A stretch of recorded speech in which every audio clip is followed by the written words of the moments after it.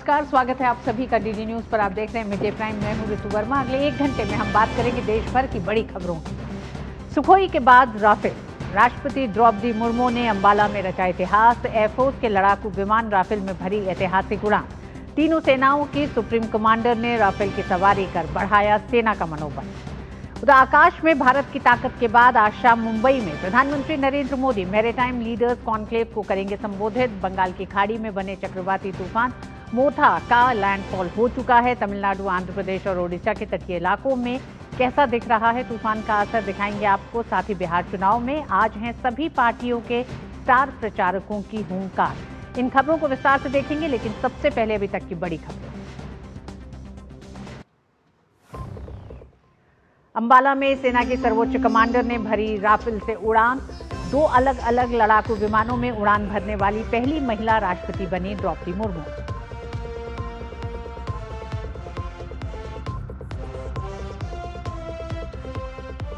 प्रधानमंत्री नरेंद्र मोदी मुंबई में maritime leaders conclave को करेंगे संबोधित। आज से शुरू हो रहा है India maritime week 2025। Global maritime CEO forum की भी करेंगे अध्यक्षता।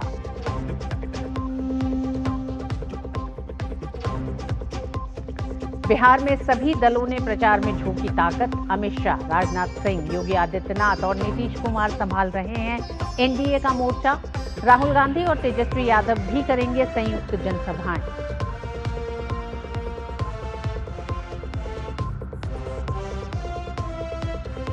वोट बैंक के लिए कांग्रेस करती है बांग्लादेशी घुसपैठियों का समर्थन। कांग्रेस के कार्यक्रम में बांग्लादेश के राष्ट्रगान गाने को लेकर भाजपा का हमला। कहा, बंगाल में केवल जिहादी, दुष्कर्म करने वाले और दंगाई सुरक्षित। भीषण चक्रवाती तूफान मोथा कमजोर होकर चक्रवाती तूफान में बदला। प्रभावित इलाकों में भारी बारिश का दौर। राहत और बचाव के लिए टीमें मुस्तैद। और आईसीसी महिला क्रिकेट विश्व कप का पहला सेमीफाइनल आज गुवाहाटी में दक्षिण अफ्रीका के सामने 4 बार की चैंपियन इंग्लैंड। कल नवी मुंबई में भारत और ऑस्ट्रेलिया के बीच होगा दूसरा सेमीफाइनल।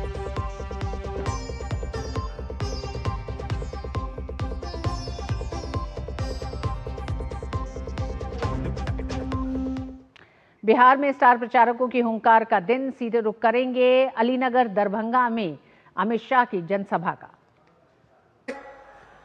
दुर्गा स्थान मंदिर, तिलकेश्वर महादेव, ये सभी देवस्थानों को प्रणाम कर कर मेरी बात की शुरुआत करता हूं। भाइयों बहनों, यहां आया हूं तब महाकवि विद्यापति, महान दार्शनिक मंडन मिश्र, विदुषी उभया भारती और जननायक कर्पूरी ठाकुर को भी प्रणाम करता हूं।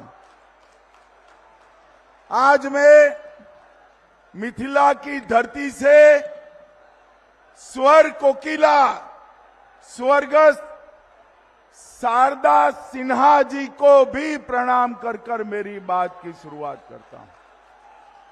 भाइयों बहनों, मोदी जी ने कर्पूरी ठाकुर जी को भारत रत्न देकर मिथिला और बिहार की धरती का सम्मान करने का काम किया है।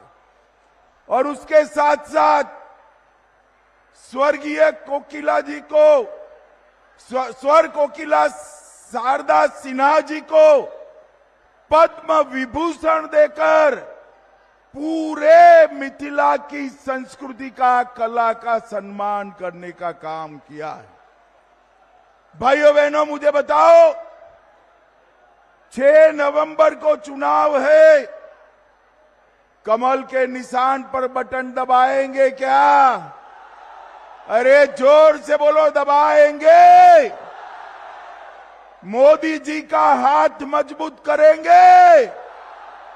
भाइयों बहनों, मैं तो मिथिला वालों का, दरभंगा वालों का धन्यवाद करने आया हूं। गत चुनाव में 10 में से 9 सीटें आपने एनडीए की झोली में डाली थी ना। भाई एक क्यों छोड़ दिया? एक छोड़ोगे क्या? भाइयों बहनों, इस बार यहां से प्रण कर कर जाना है।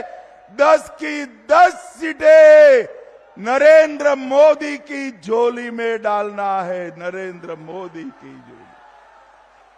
भाइयों बहनों, मिथिला की बेटी, मिथिला का सम्मान, मैथिली ठाकुर को हमने यहां से चुनाव लड़ने के लिए चिन्हित किया है।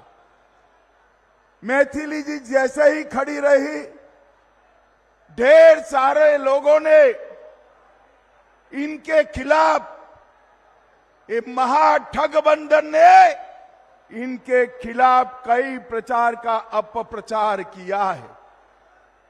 मगर मैं आज यहां से लालू जी की पार्टी को कहकर जाता हूं, मैथिली ठाकुर जीतेगी और पूरे देश और दुनिया में मिथिला का सम्मान बनकर अपनी आवाज बनेगी। भाइयों बहनों,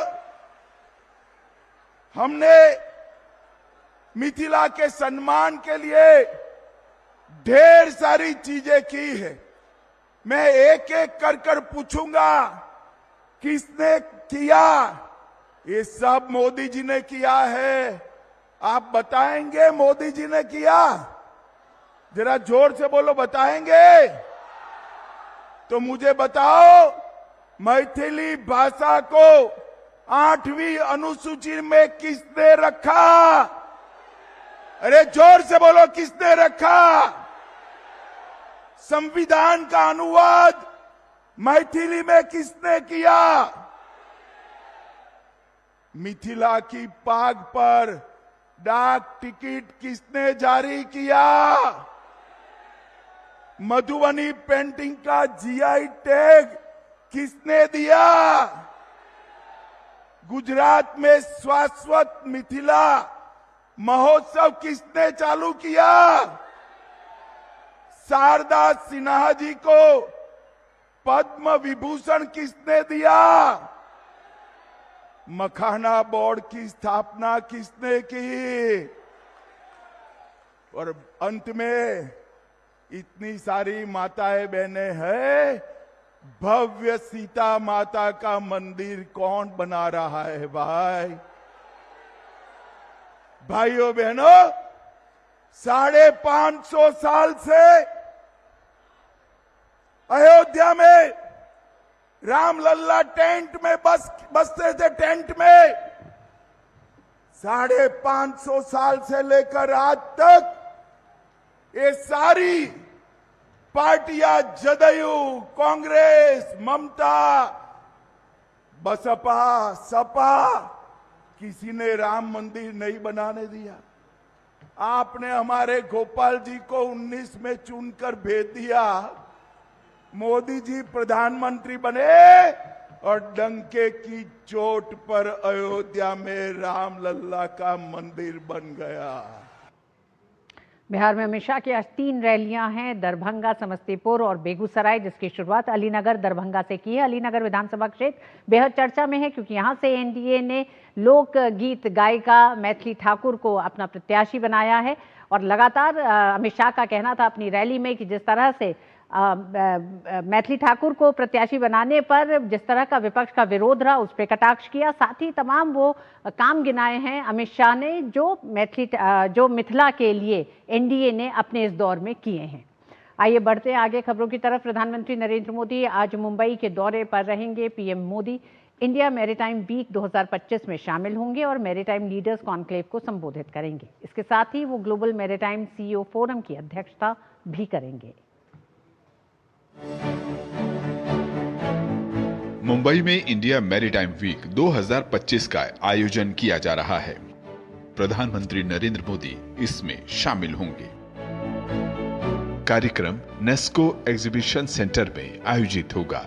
इंडिया मैरीटाइम वीक 2025 वैश्विक समुद्री पारिस्थितिक तंत्र के भविष्य पर विचार विमर्श करने के लिए सभी हितधारकों को एक साथ लाता है। 27 से 31 अक्टूबर तक चलने वाले इंडिया मैरीटाइम वीक 2025 का विषय महासागरों का एकीकरण, एक समुद्री दृष्टिकोण है। पीएम मैरीटाइम लीडर्स कॉन्क्लेव को संबोधित करेंगे, साथ ही ग्लोबल मैरीटाइम सीईओ फोरम की अध्यक्षता करेंगे। इस कार्यक्रम में प्रधानमंत्री नरेंद्र मोदी की भागीदारी भारत की समुद्री अमृतकाल विजन 2047 के प्रति प्रतिबद्धता को दर्शाती है, जिसका उद्देश्य भारत को दुनिया के अग्रणी समुद्री शक्तियों में शामिल करना है। इस कार्यक्रम में 85 से अधिक देशों की भागीदारी, 1 लाख से अधिक प्रतिनिधि और 350 से अधिक अंतर्राष्ट्रीय वक्ता शामिल होंगे। इंडिया मैरीटाइम वीक नीति, व्यापार, तकनीक और लोगों को एक साथ एक मंच पर लाती है ताकि समुद्री अर्थव्यवस्था का भविष्य तय किया जा सके। प्रधानमंत्री नरेंद्र मोदी की उपस्थिति उनके समुद्री क्षेत्र के विकास और मैरीटाइम अमृतकाल विजन 2047 की प्रतिबद्धता को दर्शाती है। कैमरा पर्सन कपिल मस्की के साथ श्यामा मिश्रा, डीडी न्यूज, मुंबई। और मुंबई से श्यामा मिश्रा इस खबर पर हमारे साथ जुड़ गई हैं। श्यामा, सबसे पहले तो इतना बड़ा मंच जहां इन्वेस्टर्स, नीति निर्माता, इनोवेटर्स सब मौजूद होंगे, किस तरह से इंडिया मैरीटाइम वीक भारत का जो विजन 2047 है उसमें एक बड़ा कदम होने जा रहा है?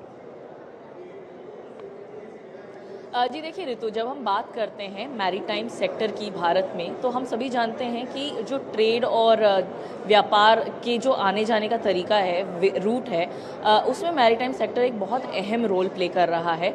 और इसी बात को लेके जब हम रिपोर्ट्स की बात करें या डिटेल्स की बात करें, तो वॉल्यूम के हिसाब से 90% सी रूट से हमारे ट्रेड हो रहे हैं और 75% वैल्यू बाय वैल्यू जो गुड्स जा रहे हैं वो सी रूट से हो रहे हैं। तो आप समझ सकते हैं कि कितना बड़ा हिस्सा जो है ट्रेड का वो सी रूट की तरफ से हो रहा है। सिर्फ हम ट्रेड की बात नहीं कर रहे हैं जो कि ग्लोबल हो रहा है, बल्कि हम लोग इनलैंड वाटरवेज की भी बात कर रहे हैं, डोमेस्टिक जो चीज़ें हैं वाटर से रिलेटेड हैं उनकी भी बात कर रहे हैं। मैं आपको एक बार ये एरिया दिखाना चाहूँगी कि कितना भव्य है ये इलाका। ये गोरेगांव में नेस्को ग्राउंड्स हैं जहाँ पर बहुत भव्य आयोजन किया जा रहा है इसका। आप देख सकते हैं कि यहाँ पर कई सारे जो पार्टिसिपेंट्स हैं वो यहाँ पर हैं और ऐसे कई सारे सेशंस, हर सेशंस को में कॉन्करेंट मीटिंग्स जारी हैं। यहाँ पर आप देखिए अरेबियन सी बनाया गया है, येलो सी बनाया गया है, बाल्टिक सी, पैसिफिक सी। इन सब रूम्स में हम अगर बात करें तो दूसरे राज्यों के साथ में जो MOUs हो रहे हैं वो साथ में आए हुए हैं, साथ ही जो दूसरे देश हैं MOUs कर रहे हैं वो यहाँ पर आए हुए हैं और साथ ही 1 लाख जितने पार्टिसिपेंट्स यहाँ पर आए हुए हैं या आएंगे इसका अनुमान लगाया जा रहा है। एग्जीबिशन भी यहाँ पर हो रहा है, 500 एग्जिबिटर्स हैं यहाँ पर, स्टॉल्स हैं उनके। साथ ही जब हम दूसरे देशों की बात कर रहे हैं तो 85 जो देश है वो यहाँ पे उनके इंटरनेशनल स्पीकर्स यहाँ पर आए हुए हैं। पहले दिन पर हमने देखा कि आज, क्योंकि यहाँ पर इसका तीसरा दिन है, पहले दिन पर हमने देखा इनॉग्रल सेशन के बाद में जो हमारे केंद्रीय मंत्री हैं सर्बानंद सोनोवाल, उन्होंने उस सेशन में एक नेदरलैंड्स के साथ में MOU एक्सचेंज किया और साथ ही लेटर ऑफ इंटेंट भी शेयर किया गया है, जिसमें भारत अपने स्किल्ड मैन फोर्स को या स्किल्ड एक्सपर्टीज़ को वो दोनों देशों में आदान प्रदान होगा, बढ़ावा होगा। साथ ही आने वाले कुछ सालों में नेदरलैंड्स हमसे हाइड्रोजन भी लेगा। तो इसी तरीके से विभिन्न देशों के साथ में, जापान की बात कर लीजिए, UAE की बात कर लीजिए, इन सभी देशों के साथ में हमारे कई सारे करार हो रहे हैं, MOUs हो रहे हैं। और अगर हम बात करें कि सेकेंड डे जो कल हुआ उसमें 38,000 करोड़ जितने MOUs साइन हुए हैं। 600 के करीब जो MOUs हैं वो बताए जा रहे हैं कि इन 5 दिनों में 600 के जितने MOUs साइन होंगे और उसका जो एग्जीक्यूशन है वो भी जल्द से जल्द होगा। जब हम भारत के दृष्टिकोण से बात करते हैं मैरीटाइम समिट की, तो हम सभी जानते हैं कि एक ट्रेडिशनल तरीका, ट्रेडिशनल इमेज जो है वो मैरीटाइम समिट का रहा, मैरीटाइम सेक्टर का रहा है और भारत इसे बदल रहा है। जब से हम देख रहे हैं कि प्रधानमंत्री के नेतृत्व में सागरमाला या जो मैरीटाइम अमृतकाल विजन 2047 है या PM गति के तहत में मैरीटाइम सेक्टर से जुड़ी हुई जो स्कीम्स हैं, कैंपेन्स हैं, उन सब की अगर हम बात कर लें तो भारत 2047 में एक बड़ा लीडर बनना चाहता है ग्लोबल मैरीटाइम समिट को मैरीटाइम सेक्टर को लीड करना चाहता है। तो इस तरीके से भारत कई सारे जो बदलाव है वो भी अपना रहा है। अब बदलाव आपको करने हैं तो आपको कई क्षेत्रों में करने पड़ेंगे। एक तो सबसे पहले हम नेट ज़ीरो की बात कर रहे हैं। ये ऐसा एक सेक्टर है जहाँ से कई सारे एमिशंस होते हैं, कई सारे चीज़ें जो होती हैं वो एनवायरमेंटली हजार्डस होते हैं।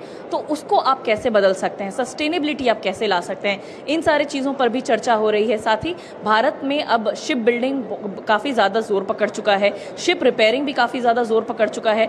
लेकिन हम सिर्फ अपने लिए नहीं बना रहे हैं। मेक इन इंडिया के तहत में हम make in India make it for the world, ये इस नीति को लेके हम आगे बढ़ रहे हैं। तो उस पर भी चर्चा यहाँ पर हो रही है। कई सारे देशों के लिए, आप अगर ग्लोबल साउथ की बात करें तो ग्लोबल साउथ के लिए भारत आज जहाज़ बना रहा है। वो डिफेंस की बात कर लीजिए या जो मर्चेंट शिप्स जो होते हैं उनकी बात कर लीजिए। भारत ये सारी जो शिप्स हैं दूसरे देशों के लिए भी बना रहा है। यानी कि सर अपने तरफ से तो भारत आत्मनिर्भर हो ही रहा है, लेकिन दूसरे देशों को भी ये चीज़ें शिप बिल्डिंग्स के तहत में पहुंचा रहा है। इसके अलावा तकनीक, डिजिटलाइजेशन, ये सारी चीज़ें हैं जिसमें भारत अग्रसर होना चाह रहा है।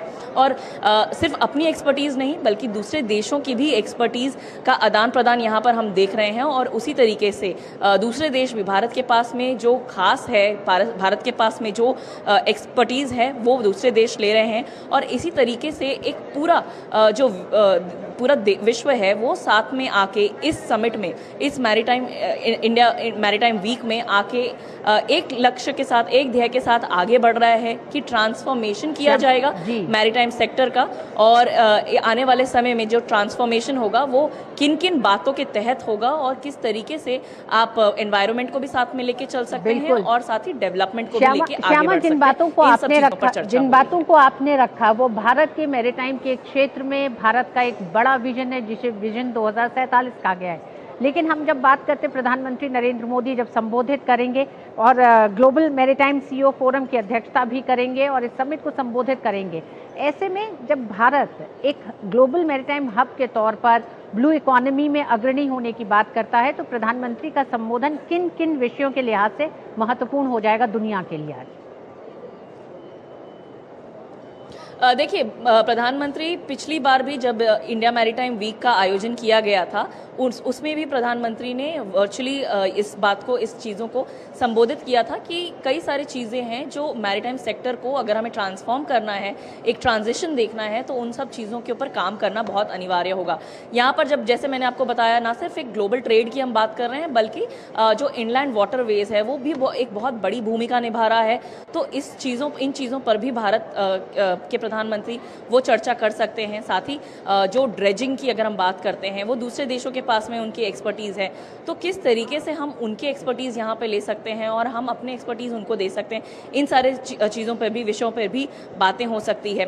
कई सारे ऐसे देश हैं जो सीईओ फोरम में साथ में रहेंगे और माना यही जा रहा है कि जो एक्सपर्टीज़ का, बेस्ट प्रैक्टिसेस का जो आदान प्रदान होगा वो यहाँ पर होगा। इसके अलावा जब हम ब्लू इकोनॉमी की बात कर रहे हैं तो ये सिर्फ बड़े बड़े ट्रेड्स की बात, कार्गो की बात नहीं हो रही है, यहाँ पर फिशरीज की भी बात हो रही है। किस तरीके से आप जो ग्राउंड लेवल पर है, रूट लेवल पर है, उनकी जीवन को आप कैसे बेहतर कर सकते हैं वो भी इसमें सम्मिलित है।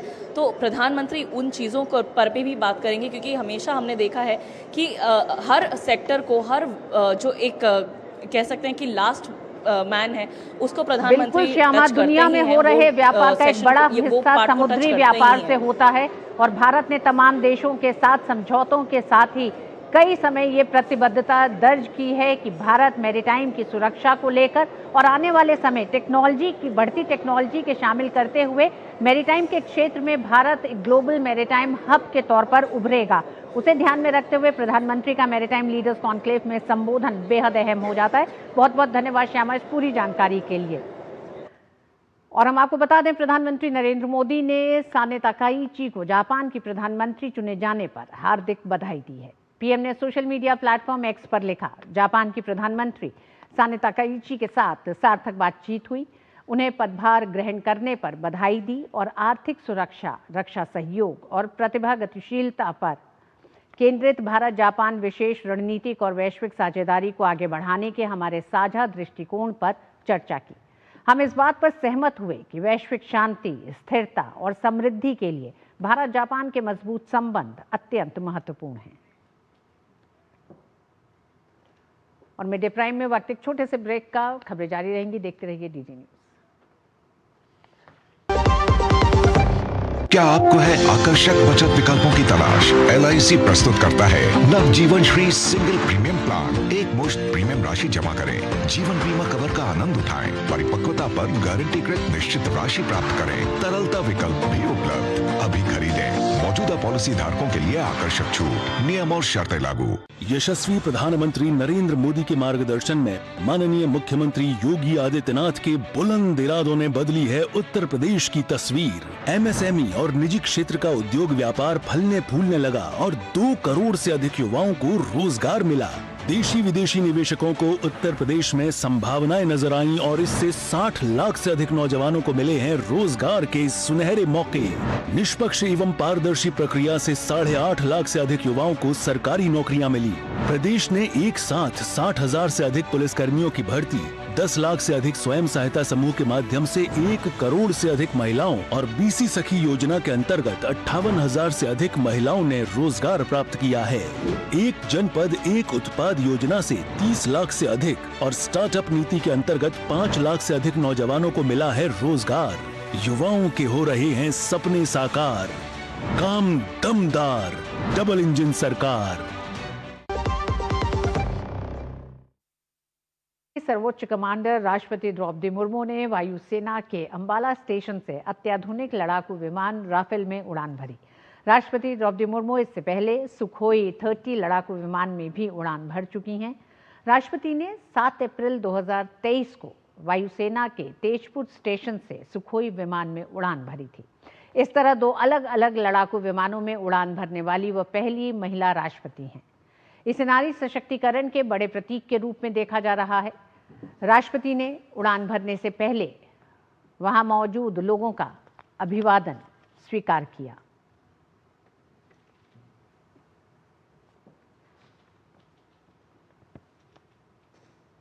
इस अवसर पर वायुसेना प्रमुख air chief marshal AP Singh और कई अन्य वरिष्ठ अधिकारी भी मौजूद थे।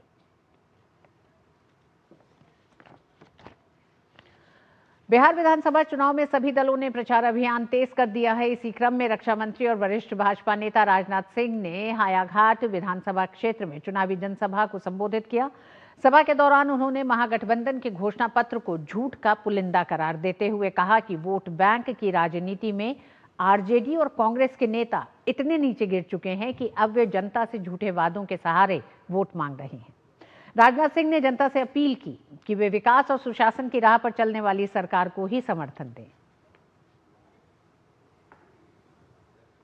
RJD ने, राजद ने चुनावी घोषणा पत्र जारी किया और उसने कहा है कि हर व्यक्ति के एक घर में एक को हम सरकारी नौकरी देंगे। मैं आपसे पूछना चाहता हूं, यह संभव है? मेरे बहनों समझदार लोगों, कम से कम उनसे मैं पूछना चाहता हूं कि लगभग यहां 2 करोड़ 80 लाख घर हैं। क्या कोई ऐसा महापुरुष आ सकता है जो कि सभी घरों में 5 साल के अंदर सबको एक एक पक्की सरकारी नौकरी दे? मैं लालू जी और तेजस्वी जी से और राहुल गांधी से पूछना चाहता हूं कि राहुल जी, तेजस्वी जी, लालू जी, क्या सच बोलकर राजनीति नहीं की जा सकती? राजनीतिक कामयाबी हासिल करने के लिए झूठ बोलना का यह आवश्यक है। वहीं उत्तर प्रदेश के मुख्यमंत्री योगी आदित्यनाथ ने रघुनाथपुर में चुनावी रैली को संबोधित किया। रैली के दौरान उन्होंने महागठबंधन पर निशाना साधते हुए कहा कि RJD आज भी अयोध्या में भगवान श्री राम मंदिर और सीतामढ़ी में माता सीता के मंदिर और कॉरिडोर का विरोध कर रही है। योगी आदित्यनाथ ने जनता से भाजपा के पक्ष में समर्थन की अपील करते हुए कहा कि विकास और आस्था दोनों का सम्मान केवल NDA सरकार ही करती है।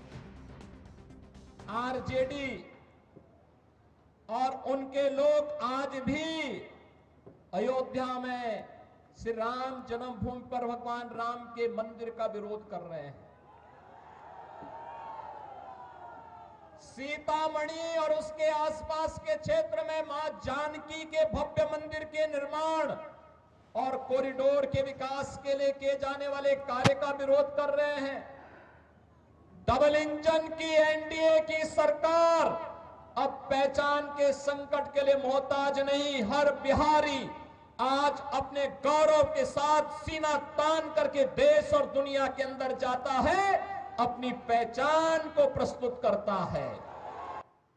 और बिहार विधानसभा चुनाव प्रचार में आज लोकसभा के नेता प्रतिपक्ष राहुल गांधी की एंट्री होने वाली है। राहुल गांधी बिहार में 2 जगह मुजफ्फरपुर और दरभंगा में महागठबंधन के प्रत्याशियों के समर्थन में जनसभा को संबोधित करेंगे। इस दौरान राहुल गांधी के साथ आरजेडी नेता और बिहार विधानसभा में नेता प्रतिपक्ष तेजस्वी यादव भी मंच साझा करेंगे।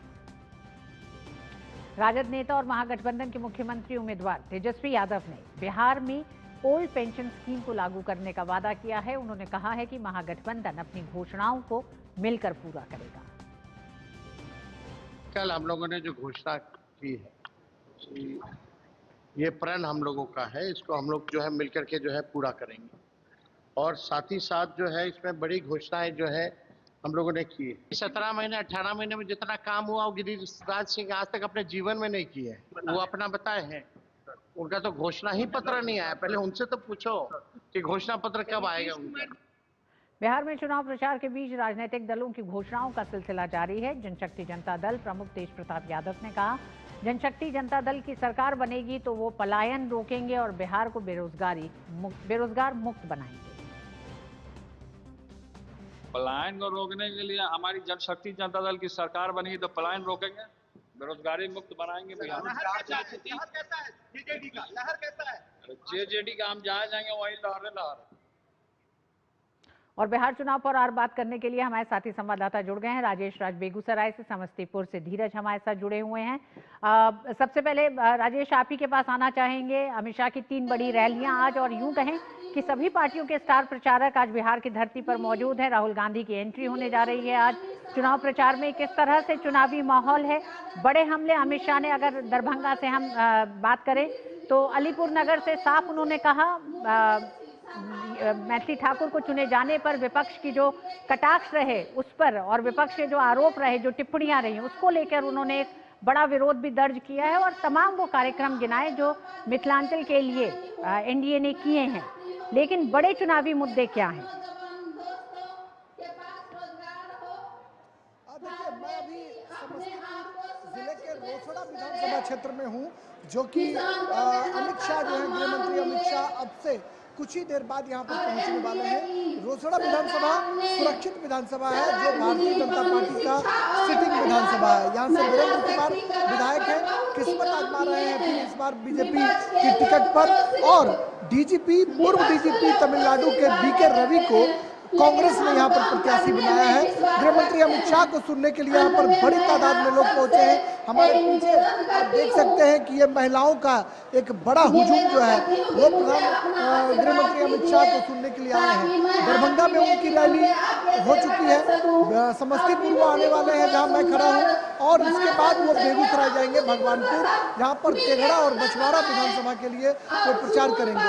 आपने मुद्दों की बात की। भारतीय जनता पार्टी हर हाल में डेवलपमेंट को एक बड़ा मुद्दा बना रही है और विपक्ष भी डेवलपमेंट का ही राग अलाप रहा है, डेवलपमेंट की बात कर रहा है। तो कुल मिलाकर अगर हम देखें तो ऋतु पहली बार बिहार में विकास एक एजेंडा बना है। सत्ता हो या विपक्ष हो, दोनों विकास के आधार पर ही जनता के बीच है।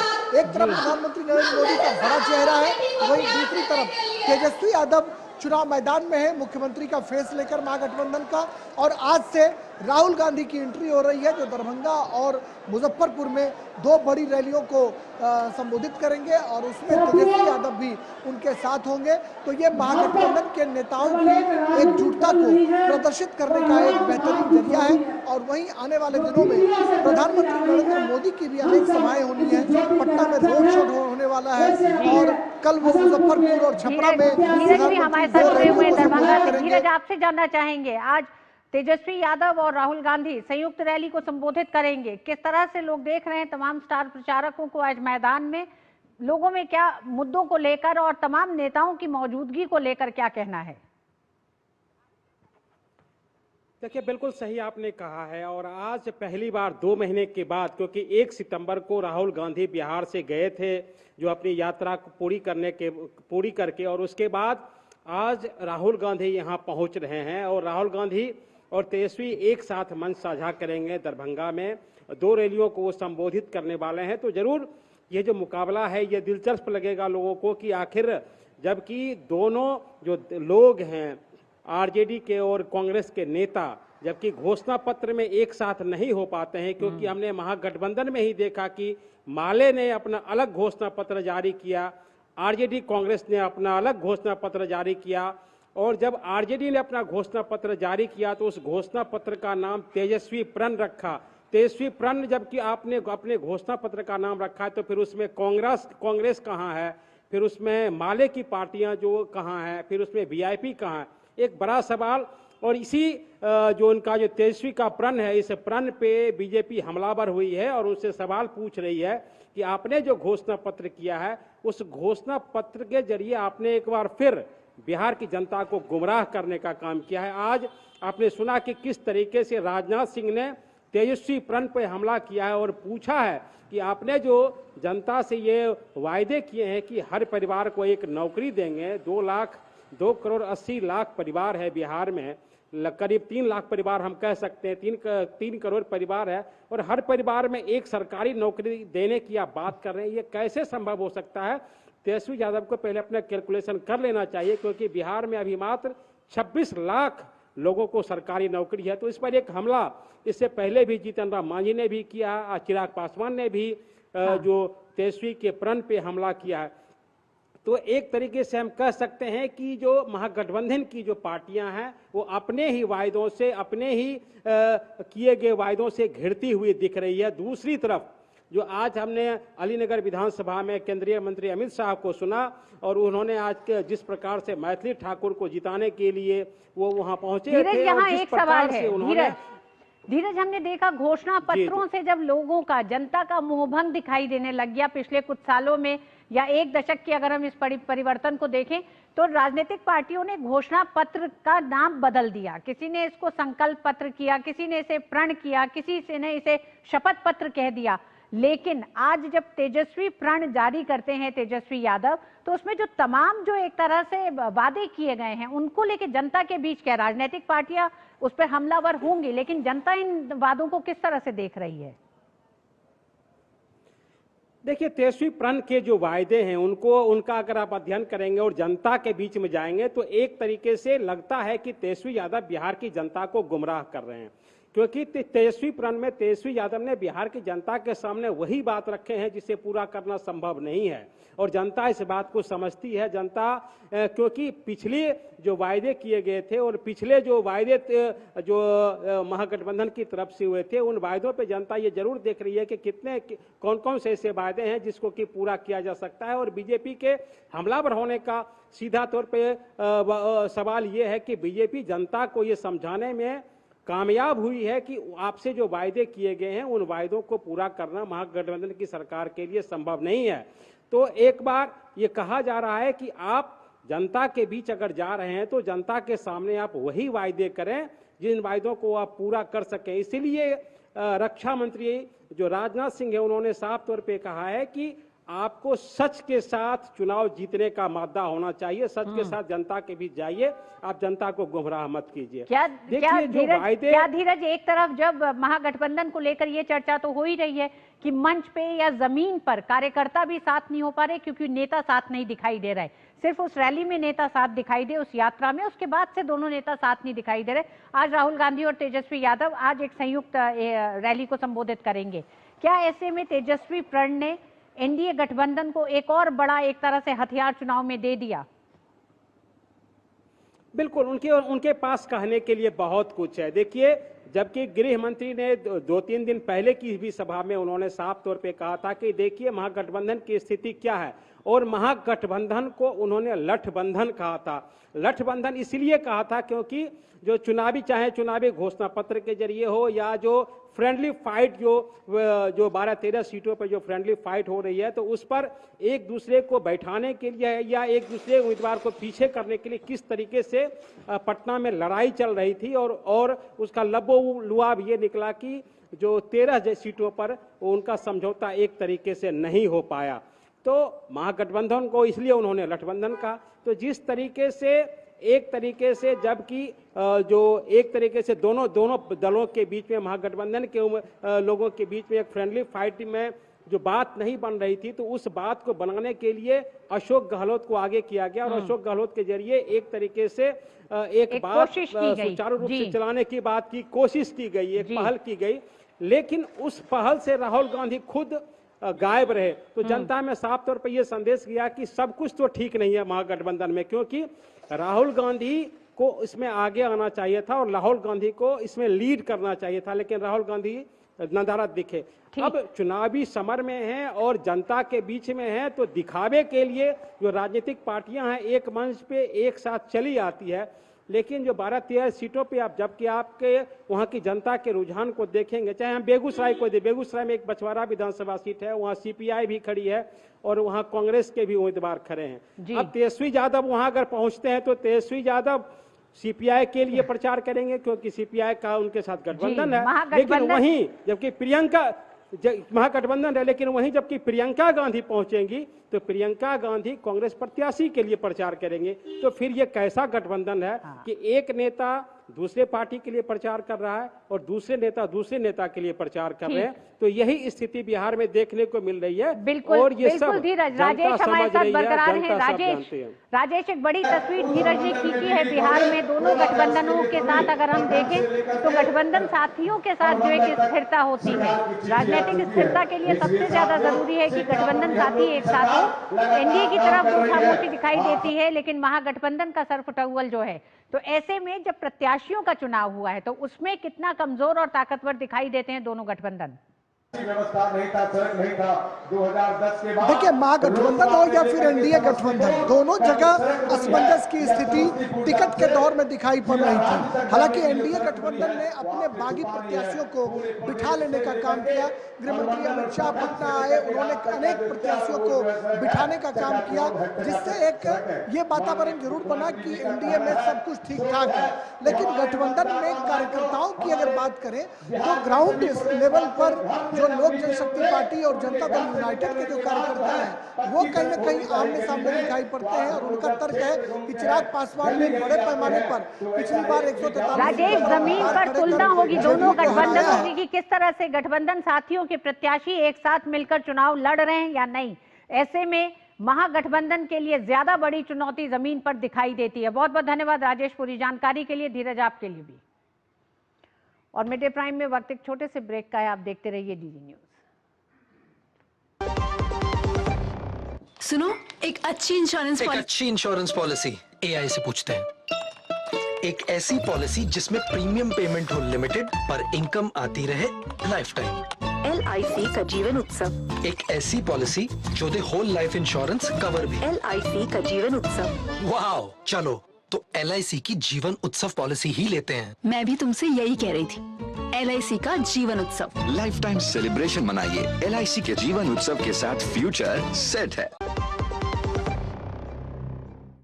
उपराष्ट्रपति सीपी राधाकृष्णन 28 से 30 अक्टूबर तक तमिलनाडु के दौरे पर हैं। पदभार संभालने के बाद उपराष्ट्रपति की ये पहली तमिलनाडु यात्रा है। इस दौरान उपराष्ट्रपति ने कोयम्बटूर में आयोजित विभिन्न कार्यक्रमों में हिस्सा लिया। इस पर देखिए हमारी विशेष रिपोर्ट। उपराष्ट्रपति का पदभार ग्रहण करने के बाद तमिलनाडु की अपनी पहली यात्रा पर कोयम्बटूर पहुंचे सीपी राधाकृष्णन का कोयम्बटूर अंतर्राष्ट्रीय हवाई अड्डे पर लोगों ने भव्य स्वागत किया। दरअसल सीपी राधाकृष्णन का यह तमिलनाडु दौरा सेशल्स गणराज्य की आधिकारिक यात्रा से लौटने के बाद हो रहा है। कोयम्बटूर सिटीजन फोरम ने उपराष्ट्रपति सीपी राधाकृष्णन का गर्मजोशी के साथ अभिनंदन भी किया। इसके साथ ही उपराष्ट्रपति को गार्ड ऑफ ऑनर भी दिया गया। उपराष्ट्रपति ने सेवा, निष्ठा और राष्ट्र निर्माण को मुख्य मूल्यों के रूप में रेखांकित करते हुए विकसित भारत लक्ष्य हेतु सामूहिक प्रयासों की आवश्यकता पर जोर दिया। उपराष्ट्रपति ने कोयम्बटूर के साथ अपने गहरे जुड़ाव को साझा करते हुए कहा कि कोयम्बटूर के लोगों की मेहनत और उनकी उद्यमशीलता की भावना सराहनीय है। उपराष्ट्रपति ने उद्योगों के विकास के साथ साथ श्रमिकों के कल्याण को भी आवश्यक बताया। My journey is very closely connected with Coimbatore. It will be continued. I will do everything for the development of Tamil Nadu and Coimbatore region also, and for the entire country. This is my message. उपराष्ट्रपति ने कोयम्बटूर के town hall निगम भवन का दौरा किया और राष्ट्रपिता महात्मा गांधी की प्रतिमा पर पुष्पांजलि अर्पित की। इसके साथ ही उपराष्ट्रपति ने कोयम्बटूर के पेरूर मठ में शांतलिंग रामासामी आदिगलर के शताब्दी समारोह में भी भाग लिया और एक अनुशासित एवं सामंजस्यपूर्ण समाज के निर्माण में आदिगलर के आजीवन योगदान की प्रशंसा की। उपराष्ट्रपति राधाकृष्णन ने तिरुप्पूर कुमारन की प्रतिमा पर भी पुष्पांजलि अर्पित की। Bureau report, DD news. Bhajpa के राष्ट्रीय प्रवक्ता शहजाद पूनावाला ने इंडी गठबंधन पर करारा हमला करते हुए कहा कि इनकी एक ही पहचान, जुबान पर संविधान, मन में वोट बैंक की दुकान, इसके बहुत सारे मिल चुके हैं प्रमाण। जो लोग कल तक कहते थे कि पाकिस्तान तू मेरा भाईजान, आज कांग्रेस पार्टी बन चुकी है बांग्लादेश की कद्रदान। अब केवल बांग्लादेशी अवैध घुसपैठियों के साथ ही नहीं बल्कि आधिकारिक तौर पर कांग्रेस पार्टी भारत के टुकड़े टुकड़े एजेंडे में उतर आई है, इसका प्रमाण सामने आया है। इंडी अलायंस की एक ही पहचान, जुबान पे संविधान, पर मन में वोट बैंक की दुकान, और इसके बहुत सारे मिल चुके हैं प्रमाण। जो लोग कल तक पाकिस्तान को कहते थे कि पाकिस्तान तू मेरा भाईजान, आज कांग्रेस पार्टी बन चुकी है बांग्लादेश की कदरदान, और इसका भी आज सामने प्रमाण आ चुका है।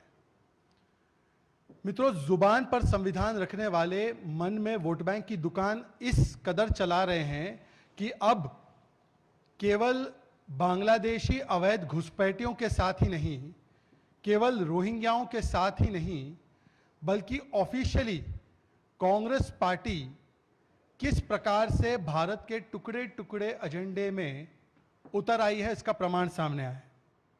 असम में कांग्रेस पार्टी के एक आधिकारिक कार्यक्रम में बांग्लादेश का राष्ट्रीय गान गाए जाने को लेकर भी शहजाद पूनावाला ने तंज कसते हुए कहा कि कांग्रेस के एक वरिष्ठ नेता ने पार्टी कार्यक्रम के दौरान ये गीत गाया, जिससे साफ होता है कि कांग्रेस बांग्लादेशी घुसपैठियों के समर्थन और पाकिस्तान को लेकर सॉफ्ट स्टैंड लेती रही है। देश में यूपीए के कालखंड में और कांग्रेस के जमाने में करोड़ों घुसपैठियों को बसाने का काम, अभी हमने सैम पित्रोदा से लेकर सैयदा हमीद और गुलाम मीर के बांग्लादेशी इन्फिल्ट्रेटर्स के समर्थन में दिए गए बयानों का भी हमने प्रेस कॉन्फ्रेंस किया था, और अब तो ऑफिशियली पार्टी के मंच से कांग्रेस पार्टी बांग्लादेश के नेशनल एंथम को गाकर अपना समर्थन प्रकट करती है। देश में यूपीए के कालखंड में और कांग्रेस के साइप्रस के विदेश मंत्री कॉन्स्टेंटिनोस कोम्बोस अपनी पहली आधिकारिक यात्रा पर भारत पहुंचे। सोशल मीडिया प्लेटफॉर्म एक्स पर एक पोस्ट शेयर करते हुए विदेश मंत्रालय ने बताया कि साइप्रस गणराज्य के विदेश मंत्री कॉन्स्टेंटिनोस कोम्बोस का भारत पहली आधिकारिक यात्रा पर हार्दिक स्वागत करता है। इससे भारत और साइप्रस के कार्य योजना 2025-2029 के कार्यान्वयन में प्रगति की समीक्षा पर चर्चा करने का अवसर मिला है।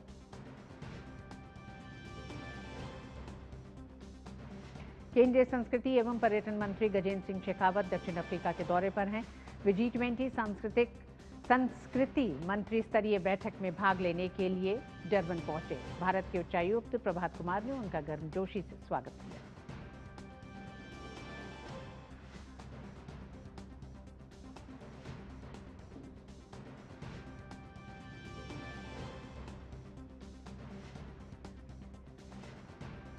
साइप्रस के विदेश मंत्री गजेंद्र सिंह शेखावत संस्कृति मंत्री इस समय दक्षिण अफ्रीका के दौरे पर हैं। G20 संस्कृति मंत्री स्तरीय बैठक में भाग लेने के लिए डरबन पहुंचे हैं केंद्रीय मंत्री।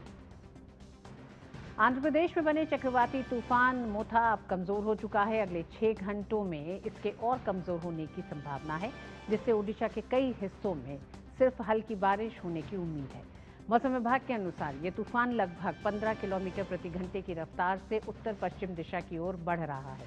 मोथा जैसे जैसे आगे बढ़ेगा और कमजोर होता रहेगा। ओडिशा में इसका प्रभाव बहुत कम दिखेगा।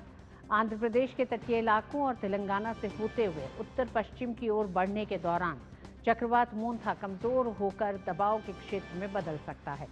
मोथा के प्रभाव में कोरापुट, मलकानगिरी, गंजम, गजपति, सुंदरगढ़, क्योंझर, बालासोर, मयूरभंज, कालाहांडी, नयागढ़, नवरंगपुर और भद्रक जिलों में 55 से 60 मिलीमीटर तक बारिश हो सकती है। साथ ही कुछ स्थानों पर तेज हवाएं भी चल सकती हैं। और चक्रवाती तूफान मोथा अब कमजोर हो गया है, लेकिन इसके शुरुआती प्रकोप से भारी बारिश और तेज हवाओं ने कई क्षेत्रों में काफी नुकसान पहुंचाया है। आंध्र प्रदेश के कोनासीमा जिले में बारिश और तेज हवाओं से केले की खेती पूरी तरह से नष्ट हो गई है। कोनासीमा जिले में केले और पपीते की खेती होती है, लेकिन मोथा चक्रवात ने इस पूरे इलाके की खेती को तहस नहस कर दिया है। उधर हैदराबाद में भी चक्रवात मोथा का असर देखने को मिला है। तेज हवाओं और बदलते मौसम के कारण तापमान में गिरावट दर्ज की गई है, जिसके बाद संभावनाएं जताई जा रही हैं कि कई जिलों में भारी बारिश हो सकती है। अलग अलग हिस्सों में मोथा का असर दिखाई दे रहा है। गुंटूर में चक्रवात का असर दिखा। तेज हवाओं के कारण कई पेड़ गिरे। स्थिति को देखते हुए गुंटूर नगर निगम अधिकारियों और पुलिसकर्मियों ने तुरंत कार्रवाई की और सड़कों से पेड़ हटाकर रास्तों की सफाई कराई, ताकि यातायात सुचारू रूप से जारी रह सके। वहीं मेलिसा तूफान ने मंगलवार को जमैका में शक्तिशाली श्रेणी 5 तूफान के रूप में दस्तक दी। ये जमैका का अब तक का सबसे शक्तिशाली तूफान है। ये तूफान जमैका के दक्षिण पश्चिमी तट न्यू होप के पास टकराया। अमेरिकी राष्ट्रीय तूफान केंद्र के मुताबिक तूफान के समय हवाओं की रफ्तार करीब 295 किलोमीटर प्रति घंटे की रफ्तार से चल रही थी। अधिकारियों ने लोगों से घरों में रहने और सुरक्षित स्थानों पर जाने की अपील की। ये तूफान क्यूबा की ओर बढ़ रहा है। क्यूबा के बाद मेलिसा बहामास की ओर बढ़ सकता है। और मिड डे प्राइम में अब वक्त हो गया है खेल जगत की खबरों का, और इन खबरों के लिए गौरव हमारे साथ जुड़ गए हैं। गौरव, खेल जगत से क्या बड़ी खबरें आपके पास? शुक्रिया ऋतु। और खेल जगत की बात करें तो यहाँ पर सबसे पहले खबर लेंगे आईसीसी महिला क्रिकेट विश्व कप की, जहाँ पर आईसीसी महिला क्रिकेट विश्व कप में आज पहला सेमीफाइनल मुकाबला गुवाहाटी में इंग्लैंड और दक्षिण अफ्रीका के बीच खेला जाएगा। इंग्लैंड की टीम 4 बार की विश्व चैंपियन है। इंग्लैंड इस मुकाबले में आत्मविश्वास के साथ उतरेगा, क्योंकि टीम ने गुवाहाटी में ही अपने पहले मैच में दक्षिण अफ्रीका की टीम को 10 विकेट से हराया था। वहीं दक्षिण अफ्रीका की टीम को अगर इंग्लैंड के सामने चुनौती पेश करनी है तो टीम के बल्लेबाजों को अच्छा प्रदर्शन करना होगा। इंग्लैंड और दक्षिण अफ्रीका के बीच अब तक 47 वनडे मैच हुए हैं, जिसमें इंग्लैंड ने 36 और दक्षिण अफ्रीका ने 10 बार बाजी मारी है, जबकि एक मुकाबला बेनतीजा रहा है। क्रिकेट की खबर के साथ जुड़े रहेंगे और भारत और ऑस्ट्रेलिया के बीच आज से शुरू हो रही T20 सीरीज की भी बात करेंगे, जहां पर ऑस्ट्रेलिया ने भारत के खिलाफ 3 मैच की वनडे सीरीज को भले ही 2-1 से जीता हो, लेकिन अब लड़ाई T20 की है। दोनों देशों के बीच 5 मैच की T20 सीरीज का पहला मुकाबला आज कैनबरा में खेला जा रहा है। सूर्य कुमार यादव की अगुवाई में भारतीय टीम के हौसले बुलंद हैं, लेकिन इसके साथ ही कंगारू टीम के खिलाफ भारतीय टीम का T20 रिकॉर्ड भी बेहद दमदार है। तो जानते हैं क्या कुछ ये रिकॉर्ड है, लेकिन इससे पहले आपको ये भी बता देते हैं कि मैच में टॉस हो चुका है, जहां ऑस्ट्रेलिया ने टॉस जीत करके पहले गेंदबाजी का फैसला लिया है। भारत और ऑस्ट्रेलिया के बीच 29 अक्टूबर से 5 मुकाबलों की T20 सीरीज का आगाज होने जा रहा है। दोनों देशों के बीच साल 2007 में अब तक कुल 32 T20 मैच खेले गए हैं, जिसमें भारत का पलड़ा भारी रहा है। भारत ने ऑस्ट्रेलिया के खिलाफ अब तक 20 T20 मैच अपने नाम किए हैं, जबकि ऑस्ट्रेलियाई टीम सिर्फ 11 ही T20 मैच जीत सकी। इसके अलावा एक मैच बेनतीजा रहा। दोनों देश 22 सितंबर 2007 को पहली बार T20 क्रिकेट में आमने सामने आए थे। डरबन में खेले गए विश्व कप के इस मुकाबले में भारत ने ऑस्ट्रेलिया के खिलाफ 15 रन की जीत दर्ज की थी। इसके बाद 20 अक्टूबर 2007 को भारत ने एक बार फिर इस टीम के खिलाफ T20 मुकाबला अपने नाम किया। इस बार जीत का अंतर 7 विकेट था। ऑस्ट्रेलियाई टीम ने 1 फरवरी 2008 को टीम इंडिया के खिलाफ पहली बार T20 मैच अपने नाम किया।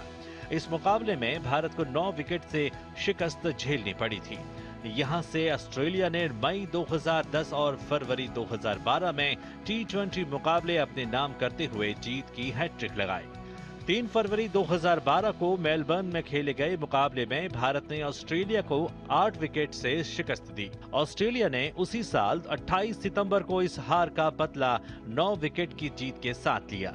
10 अक्टूबर 2013 से 7 अक्टूबर 2017 तक भारत ने ऑस्ट्रेलिया के खिलाफ खेले गए सभी 7 T20 मैच अपने नाम किए। आखिरकार 10 अक्टूबर 2017 को ऑस्ट्रेलिया ने 8 विकेट से मैच जीतकर इस हार के क्रम को तोड़ा। नवंबर 2018 में भारत ऑस्ट्रेलिया के बीच 3 T20 मुकाबलों की सीरीज खेली गई, जो 1-1 से ड्रॉ पर समाप्त हुई। एक मैच बेनतीजा रहा। साल 2019 से 2020 के बीच भारत ऑस्ट्रेलिया ने कुल 5 T20 मुकाबले खेले, जिसमें ऑस्ट्रेलिया ने 3 मैच अपने नाम किए, जबकि भारत ने 2 मुकाबलों में जीत हासिल की। सितंबर 2022 में भारत ने ऑस्ट्रेलिया के खिलाफ 3 मुकाबलों की घरेलू T20 सीरीज 2-1 से अपने नाम की। साल 2023 में भारत ऑस्ट्रेलिया के बीच 5 T20 मैच खेले गए, जिसमें भारत ने 4 मैच जीते। 24 जून 2024 को विश्व कप मुकाबले में भारत ने ऑस्ट्रेलिया के खिलाफ 24 रन से जीत दर्ज की थी। कुल मिलाकर ऑस्ट्रेलिया के खिलाफ भारत का पड़ला भारी रहा है। अब देखना दिलचस्प होगा कि क्या भारतीय टीम ऑस्ट्रेलिया के खिलाफ 5 मैचों की T20 सीरीज में भी जीत के इतिहास को बरकरार रख पाती है। Sports desk, DD news. तो क्रिकेट के बाद अब बात कर लेते हैं टेबल टेनिस की, जहां भारतीय टेबल टेनिस खिलाड़ी मानुष शाह और दिया चिताले की जोड़ी ने पहली बार WTT फाइनल्स के लिए क्वालिफाई कर इतिहास रच दिया। WTT सीरीज का फाइनल्स रेस रैंकिंग के अनुसार मानुष शाह और चिताले की जोड़ी इस साल के अंत में 10 से 14 दिसंबर को होने वाले हांगकांग में निर्धारित टूर्नामेंट के लिए जगह पक्की करने वाले 5वीं मिश्रित युगल टीम बन गई है। WTT फाइनल्स की शुरुआत वर्ष 2021 में हुई थी। इस वर्ष भी प्रतियोगिता में पुरुष और महिला एकल वर्ग में 16 खिलाड़ी भाग लेंगे। कुल 13 लाख अमेरिकी डॉलर की इनामी राशि वाली इस प्रतियोगिता में इस बार पुरुष और महिला युगल की जगह मिश्रित युगल इवेंट को शामिल किया गया है। और बात कर लेते हैं BCCI की, जहां BCCI के अध्यक्ष मिथुन मनहास ने जम्मू कश्मीर के मुख्यमंत्री उमर अब्दुल्ला से मुलाकात की। इस दौरान जम्मू कश्मीर में क्रिकेट को बढ़ावा देने के लिए की गई पहलों पर चर्चा की गई।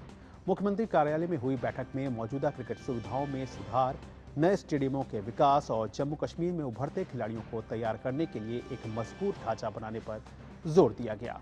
इस मुलाकात के दौरान दिल्ली एवं जिला क्रिकेट संघ अध्यक्ष रोहन जेटली और ब्रिगेडियर अनिल गुप्ता BCCI अध्यक्ष के साथ नजर आए। बात करते हैं प्रो कबड्डी की, जहां पर प्रो कबड्डी लीग के 12वें सीजन के एलिमिनेटर 3 मुकाबले में भरत हुड्डा की विस्फोटक रेडिंग ने तेलुगु टाइटंस को सेमीफाइनल में पहुंचा दिया।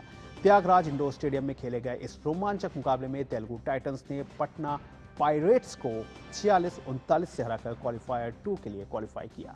बुधवार को तेलुगु टाइटंस का मुकाबला पुनेरी पल्टन से होगा। वहीं पटना पायरेट्स के लिए ये हार टूर्नामेंट का अंत साबित हुई।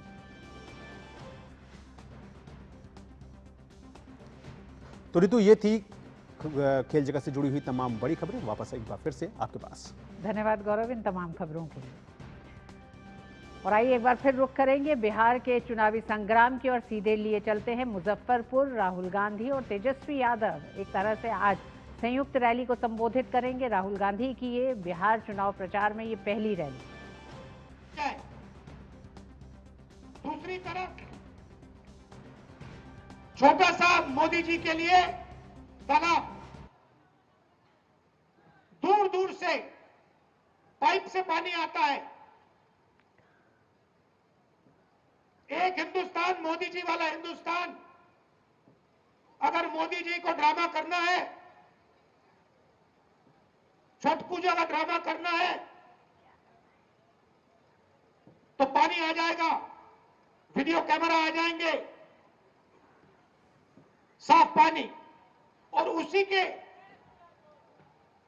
10 गज दूर हिंदुस्तान की सच्चाई। एक तरफ नाटक, अंबानी अदानी का हिंदुस्तान, नरेंद्र मोदी का ड्रामा, और दूसरी तरफ हिंदुस्तान की सच्चाई, गंदा पानी, बीमारी।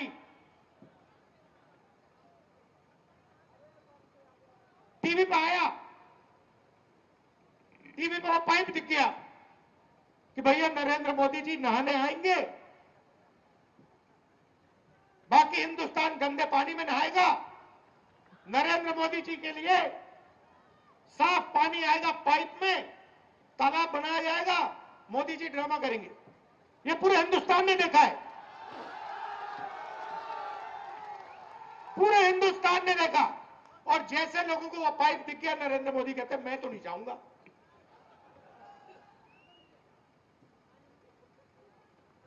ये है सच्चाई। चमकता हुआ हिंदुस्तान टीवी पे, वीडियो पे। मोदी जी कहते हैं, बिहार के युवाओं से कहते हैं कि हमने आपको कम दाम में डेटा दे दिया। तो ये आप देख रहे थे राहुल गांधी को मुजफ्फरपुर में एक रैली को संबोधित करते हुए। और मिड डे प्राइम में आज बस इतना ही। मुझे दीजिए अनुमति। नमस्कार।